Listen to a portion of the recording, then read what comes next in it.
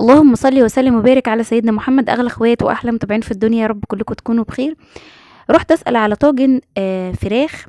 قال لي رقم صعب بصراحه، يعني عشان اكل انا وولادي وزوجي ممكن ندفع 300 جنيه. طب وليه؟ احنا هنعمله ان شاء الله في البيت بايدينا كده وهنوفر ان شاء الله، وهنعمل حاجه كبيره، حاجه كده كبيره نتغدى ونتعشى وكده يعني. تعالوا بقى نسمي بسم الله ونصلي على الرسول وندخل الفيديو. عايزه اقول لكم ان الفيديو ده يا جماعه قبل المقاطعه، علشان انا يعني بصراحه ما كنتش عايزه انزله عشان كنت جايبه فيه حاجات مقاطعه، بس يلا الله المستعان.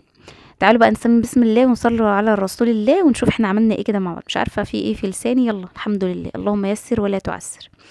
هنا طبعا احنا قسمنا البانيه، تبلته وظبطته وحطيته طبعا في التلاجة يرتاح شويه، وطبعا كلنا عارفين تتبيله البانيه. وهنا هبتدي ان انا اتبل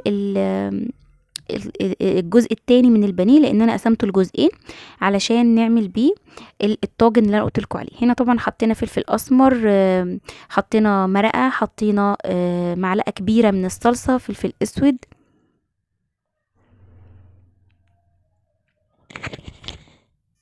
معلقه كبيره من الخل، ولو حابه تضيفي زبادي او لبن رايب، اي حاجه متوفره عندك يعني.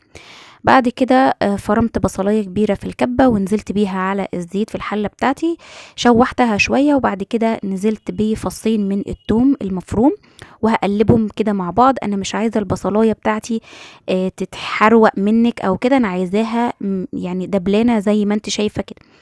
هقلبهم كويس جدا مع بعض، وبعد كده هنزل بعصير الطماطم بتاعنا. بسم الله الرحمن الرحيم. تمام كده، نزلنا بعصير الطماطم. هو والله العظيم سهل جدا، مفيهوش اي حاجه، بس احنا بناكله بره غالي جدا. تمام، حطينا شويه من الفلفل الاسمر، شويه من الكمون، يعني نص معلقه نص معلقه حسب مقدار المعلقه عندك. وهبهرها طبعا فلفل اسمر، شويه كزبره، شويه كمون. طبعا نسيت اقول لكم ان انا ضفت على البانيه المتبل كزبره ومرقه، لو حابه مش حابه ما تضيفيش اي حاجه. انا قلت لكم الفيديو ده انا مصوراه طبعا قبل المقاطعه. الحمد لله رب العالمين، ربنا يرفع عنهم يا رب البلاء دوت وينصرهم نصرا عزيزا. هنا طبعا هنزل بشوية كده من الزيت في طاسة، وبعد كده هنزل بقطع البانيه او قطع الفراخ المتقطعة مكعبات زي ما انتم شايفين كده. سيبناها طبعا في التتبيلة ساعتين كده، سيبها في التتبيلة ساعتين 3. والاضافات دي بتاعتك انت، يعني اي اضافات انت بتحطيها للبانيه او اي اضافات انت بتحطيها ل... للمشويات، اي حاجه انت بتضيفيها دي يعني براحتك انت. بعد كده شوحناها كده لغايه ما خدت اللون اللي انتوا شفتوه ده، اتغلفت كلها زي ما انتوا شايفين كده. وبعد كده نزلنا بالبصل متقطع جوانح زي ما انتوا شايفين، وبعد كده نزلنا بالفلفل. حابه تضيفي بقى فلفل الوان، فلفل اخضر، فلفل احمر، زي ما تحبي، مش هتفرق حاجة يعني. تمام، فلفل الوان بيديها طعم كده مميز وجميل، فلفل اخضر برضو بيديها يعني طعم جميل جدا. هنزل بقى ايه بهارات بسيط قوي، لان الفراخ بتاعتنا متبهره ومتبله.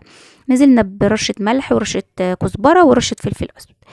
طبعا هنا كانت خلاص بقى المكرونه بتاعتنا اتسلقت وبقت تمام.